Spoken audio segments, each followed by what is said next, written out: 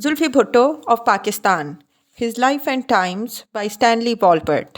Chapter 7, Winters of His Discontent, 1965 to 1969. 3 days after this performance, Zulfi was ordered to resign as Secretary General of Ayub's Muslim League by the League's Executive Committee. It was clear to all who had heard him in the assembly that Zulfi Bhutto was ready to launch his own party. He remained in the cabinet till midsummer, for there were several trips to which he was committed to Turkey, to Iran, and to Indonesia, where Sukarno had asked for him because they were close friends. Ayub had no intention of venturing on any of those missions himself, finding it hard even to keep up his diminished domestic schedule. No matter what Zulfi said to the contrary, Ayub knew the war had been lost, not won, or was at best a draw, which might suffice to launch a meteoric rise of a young populist politician, but was hardly the stuff a field marshal could thrive on. He fell into so deep a depression that his hitherto robust, vigorous body soon broke down. In mid 1964, Zulfi helped convince Ayub of the wisdom of establishing closer economic and diplomatic links with Turkey and Iran, Pakistan's regional Islamic allies. All three were already in CENTO. The trio formed an alliance called Regional Cooperation for Development, RCD, which initially focused on increasing trade and the exchange of industrial information among themselves. It also had the exchange of arms and military cooperation with the West as an even more important element because all three were close to the Soviet Union's southern border. Zulfi visited Ankara for a CENTO meeting in mid-April 1966, writing to Ayub on the eve of his departure to suggest a more radical Pakistani policy towards the Soviet Union. It is essential for us to improve our relations with the Soviet Union, independent of any important initiative taken by the Soviet Union. In planning his new party and future, of course, Zulfi had decided that his appeal to Pakistan's educated youth and the more radical masses would be enhanced by improved relations with the USSR as well as with China. He felt betrayed, moreover, by the United States and knew that Washington would side with Ayub once their split became irrevocable. In Ankara, US Secretary of State Dean Rusk approached Bhutto on 20th April, requesting, almost pathetically, Zulfi wrote in his memo of that meeting, Pakistan's assistance in trying to arrange a meeting on Vietnam with China's Foreign Minister Chen Yi in either Geneva or Monaco. I said to him that so far the United States had not taken Pakistan into confidence. Many preliminaries were involved and we were not prepared for such a mission. Rusk dropped the idea the next day. He resiled from his specific request and did not manifest the anxiety of the previous evening. But after turning down Rusk's request, Zulfi saw an opening and made a suggestion to Ayub. As the question is so important to peace in Asia and to the world at large, now is the time for Pakistan to play its part. We should not hesitate only because there is a risk of failure. The situation is ripe for a meaningful initiative by an Asian state having good relations both with Peking and Hanoi and with Washington. In the present vortex of international affairs, it seems that it is Pakistan that happens to be that state. The gauntlet should be thrown. It would establish our bona fides with both sides. But Zulfi's bona fides with Ayub had by now disappeared. The axe fell in mid-June. Ayub informed Zulfi that it was best for both of them and for Pakistan's international credibility that he take sick leave abroad. It was now clear to all Pakistani leaders, of course, that Bhutto Sahib was out, never to return to any cabinet over which the field marshal would preside. Travel in Europe had always appealed to Zulfi, and a trip would give him time to plan his political strategy more carefully. The one promise Ayub demanded of him in return for no public sacking was that he would make no political speeches during his long leave for health reasons. As the Pakistani press reported, the joint declaration of the two men. I informed Ayub Khan that I would oblige him, Zulfi later recalled, and that my departure would be honorable.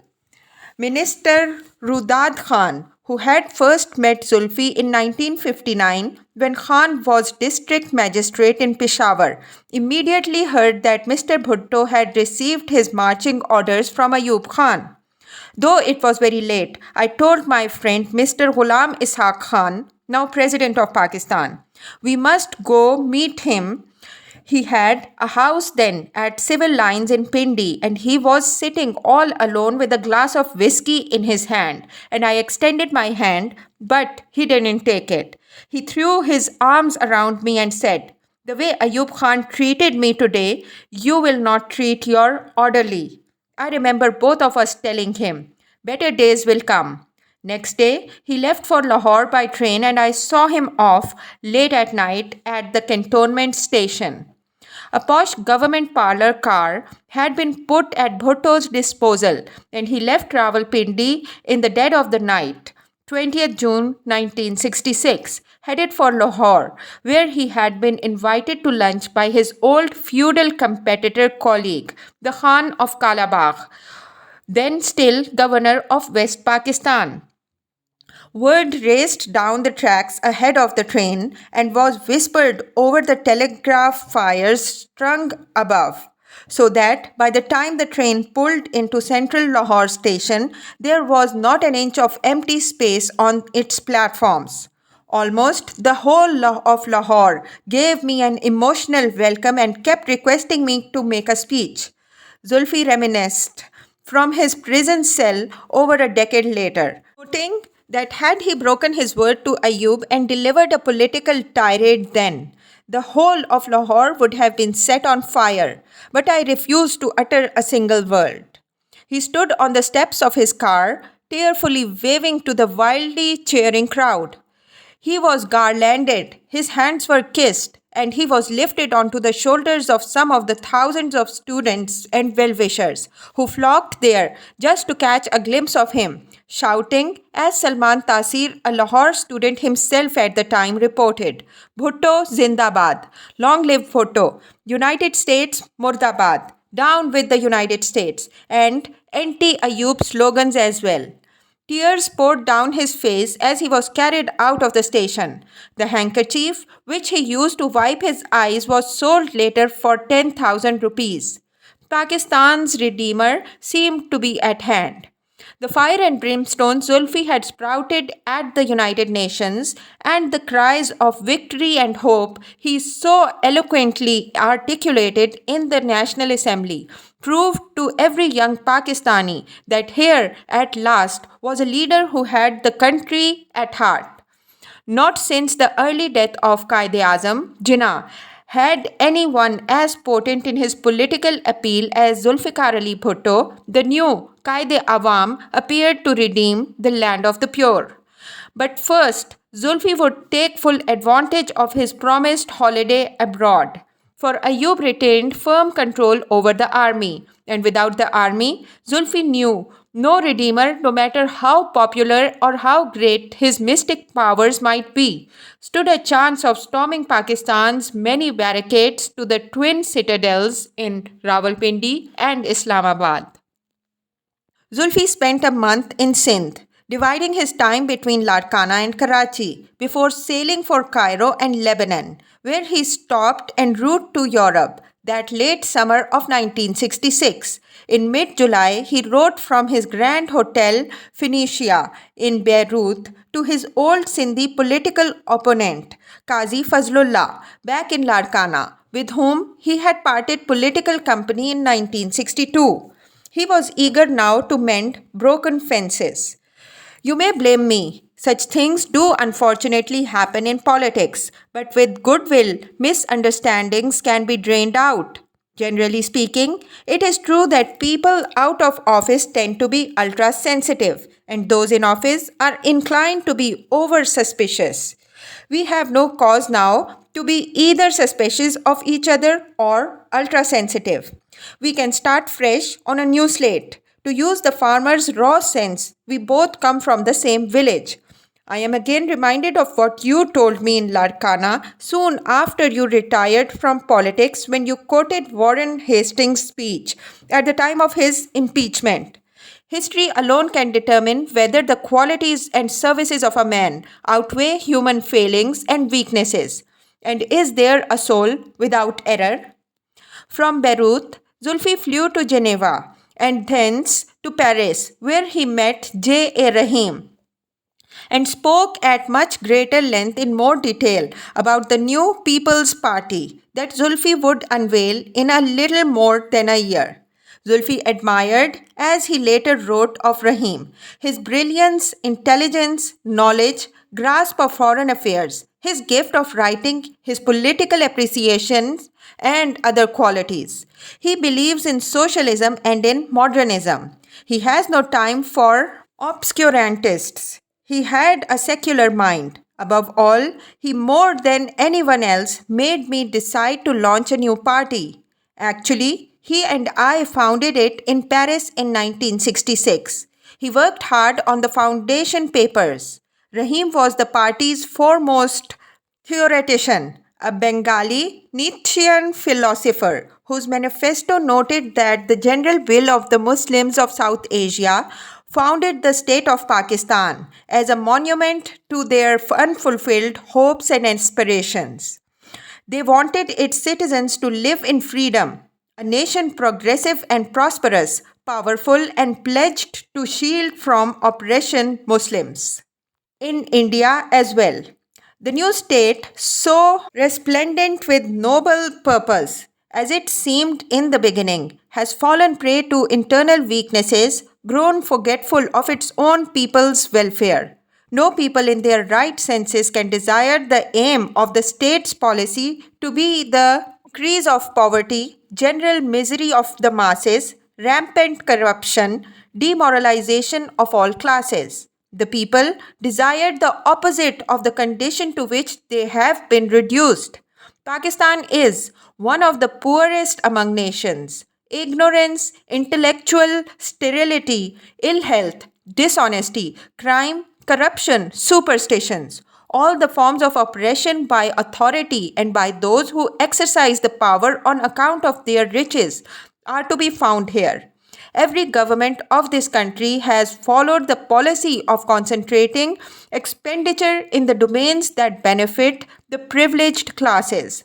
To make matters worse, there are men, some of whom hostile to the very conception of Pakistan, who are now condemning all Pakistani Muslims except themselves as unbelievers if they will not subscribe to the sanctity of economic exploitation and social injustice. This appeal to ignorant fanaticism is dangerous not only to the state but to the unity of Muslims as Muslims. Rahim drafted the manifesto and had it printed in October of 1966, writing to Bhutto then from Paris. In the words of the Chinese oracle, I Ching, the ablution has been made, but not yet the sacrifice. The manifesto has been printed and herewith the movement has been launched. I will go on with the work according to the plans. We expect you to act on your part. There is no point in keeping silent. The people must be taught that there is an alternative to the present regime of corruption. The manifesto is the guide. Rahim believed that he and Zulfi were indeed about to inaugurate an era of idealism and selflessness for Pakistan. We expect you to keep firmly to its 16 doctrines.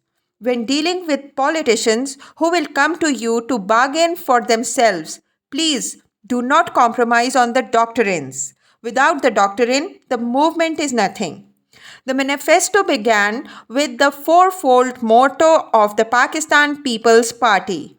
Islam is our faith, Democracy is our polity. Socialism is our economy. All power to the people.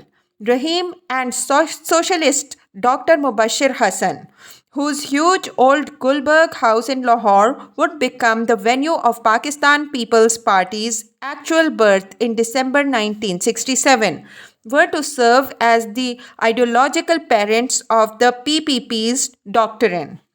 They were both the oraticians, the only doctrinaire intellectuals among the party's activist founding fathers, each in his own way a world remote from Zulfi Bhutto, yet both wise enough to appreciate that Bhutto alone had the wealth as well as the charisma and popular vote getting appeal to give their radical doctrines any chance of winning mass support in the conservative polity.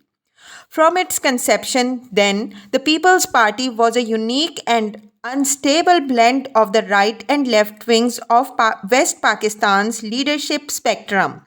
For Zulfi, Mumtaz Khar and Jutoi could hardly be accused of harboring any radical socialist leanings, nor could barristers Rafi Raza or Hafiz Pirzada, who early joined them. Mubashir, on the other hand, who could never be accused of feudal or reactionary proclivities.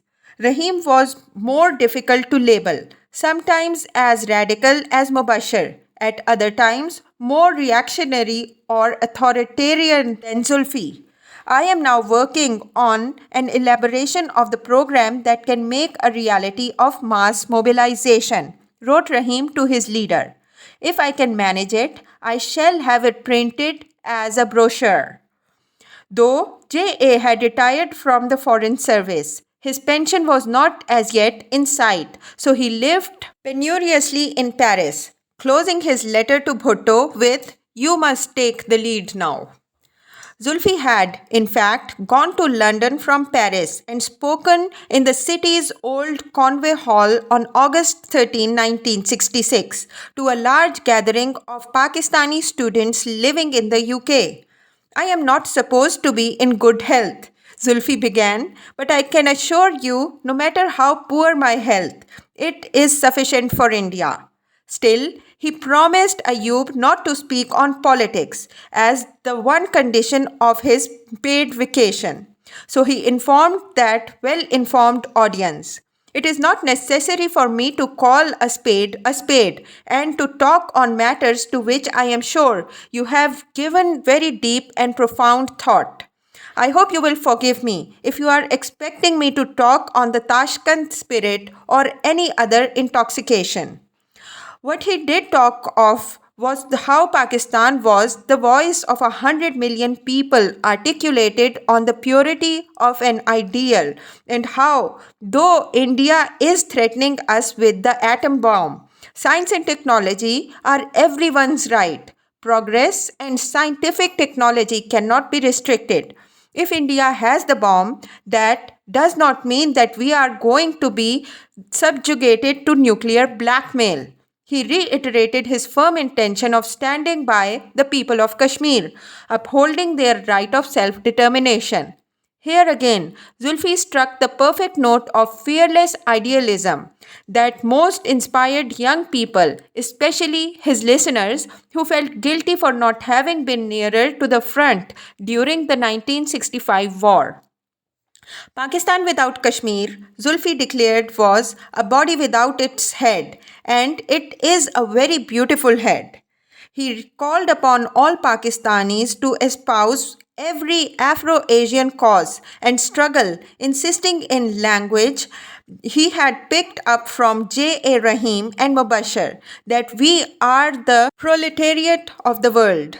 Therefore, we have to cooperate, collaborate, get together, assist one another, and finally, the right cause and justice must prevail. Our people deserve it. For centuries, they have lived in misery, squalor, filth, and poverty. Zulfi was aware by now that Ayub and his closest colleagues considered him most dangerous, a Maoist as well as a madman.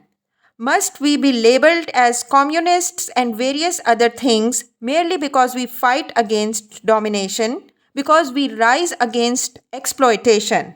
He asked the cheering students, must we be blackmailed and must we be slandered in this fashion merely because we say it is not the law of God that people should not have a better life? Just because we want to defend our sovereignty and integrity and our national independence and give our people a more egalitarian future. By appealing to the masses, his People's Party would, Zulfi hoped, win the next general election. By focusing Pakistan's foreign policy not only on Kashmir's liberation, but on justice and equity for all of Asia and Africa, Zulfi dreamed of forging an alliance of most of the world, one capable of complete independence of both superpowers, which he, as the most popular leader of Pakistan, might one day chair and guide. Even as General de Gaulle spoke of a European Europe, Zulfi now spoke of an Asian Asia. He included China, of course, in such an entity and would welcome India once India abandoned its great fraud by liberating Kashmir. We do not have to fight for 1,000 years, Zulfi said about India. But please do not forget there is 1,000 years conflict behind us. Must our quarrel with India be eternal? It can come to an end on the basis of justice and equity, which means not only the right of self-determination of the people of Jammu and Kashmir, but proper treatment of minorities. Preoccupied as he was with starting his party, Zulfi concluded his London speech by waxing poetic about the true nature of politics and the great role of a politician who has to be a mathematician to calculate, take into account everything, and a musician and a romanticist. He must now know the tempo of the time and the rhythms of revolution. Soon after he returned to 70 Clifton in Karachi that October, Zulfi received a message from his venerable neighbor across the road, Fatma Jinnah, who was eager to speak to him. I walked to her residence, Mohatta Palace. She was sitting in the hall with her white poodle beside her. Zulfi recounted. She got up and with a smile waved her thin finger at me and said, I told you to leave him. It is all your fault. Her hair was as white as her sari, and at 73, Fatih, as her great leader brother always called her, she was in the last year of her life. She reminisced about Jinnah's friendship with Sir Shah Nawaz, the old days in Bombay with Dr. Patel and his tea parties, and Liaquat Ali Khan and his Begum. But mostly, she talked about how she'd been robbed of the presidency in the last elections, which she had felt so confident of winning. She told me that the rigging was done very shamelessly in Punjab. Zulfi remembered, she said with some rancor, being old and alone. I had to reconcile myself with the situation, but I trounced Ayub Khan. That was the last time he spoke to her, but Zulfi felt no regrets at having refused to join her East Pakistani-dominated combined opposition.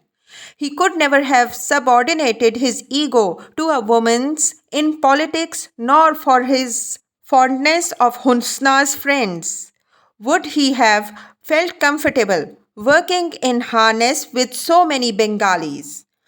Nor did he want merely to serve as foreign minister. He would be his own foreign minister soon, and until then would feel free to attack Ayub's foreign policy with impunity. Well before Zulfi's return from abroad, Ayub had appointed Sayyid Sharifuddin Pirzada to serve as foreign minister. Pirzada led Pakistan's delegation to the UN that year and among other businesses, strongly supported a resolution that called for a world conference against nuclear weapons proliferation. Zulfi was in Larkana for his annual shooting party on the eve of his 39th birthday when he read Pirzada's statement in Karachi's Dawn, taking time out of his holiday to criticize his successor. He warned that with India remaining outside the net of the resolution, Pakistan could hardly risk supporting it. Pakistan will always find it difficult to quantitatively keep pace with India. But qualitatively, we have maintained a balance in the past and will have to continue to maintain it in the future for our survival. It is for this reason that, as Foreign Minister and Minister in charge of atomic energy, I warned the nation some time back if India acquires nuclear status, Pakistan will have to follow suit, even if it entails eating grass. My criticism of the resolution is not opposed to national interest and security. Quite the opposite. It has been made in the interest of nation and should be welcomed. It is dangerous to take aim with a gun loaded with blank cartridges. West Pakistan's military establishment appreciated Zulfi's knowledgeable reference to guns and how best to use them against any enemy, especially India.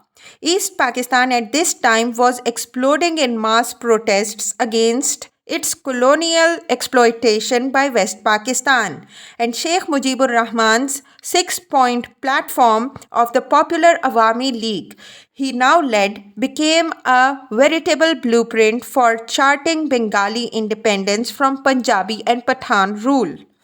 Mujib's 6 points called for the establishment of a federation of parliamentary government run by a legislator directly elected on the basis of adult franchise. Each wing would be virtually autonomous, the central federal government empowered to deal only with matters of defense and foreign affairs. The wings alone would have the right of taxation and send a fair share of their separate or freely convertible currency to the Center for Supporting Defense and Foreign Affairs. Because East Pakistan Jute earned most of Pakistan's vitally needed foreign exchange, Point 5 demanded that separate accounts be maintained for the foreign exchange earned by each wing, and that East Pakistan, called Bangladesh, land of Bengal, by Awami Leaguers, raise its own militia or paramilitary force, thus allowing its people to escape further oppressive protection by the West Pakistan troops.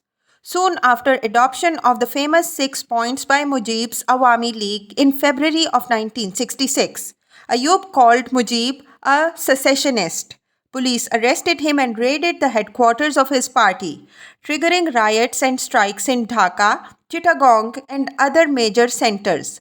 By year's end, East Pakistan trembled at the brink of civil war. Compared to Mujib, of course, Zulfi sounded positively tame and loyal.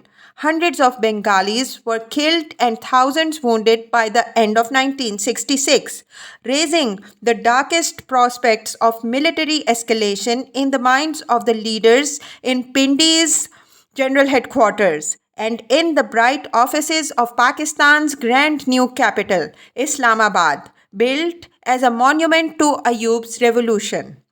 Zulfi hoped to compete against Mujib on his own turf, writing a column called My Debut in Journalism for Dhaka's Pakistan Observer on 12 January 1967, testing those Bengali voters in English to see what sort of political prospects he would have in the East. Although by birth I am an agriculturalist and by education a lawyer, it is politics above all that inspires me and kindles in me the flame of a lasting romance. Politics is a superior science and a fine art. Politics must be clean. It must not be based on negative considerations and rest on sloganism and on the lure of banditry. Too many people are understandably suspicious of politics. Tragically, we have played politics with politics. We have soiled a great art. No longer will people repose confidence in politicians who exploit their sentiments and abandon principles at the wink of favors.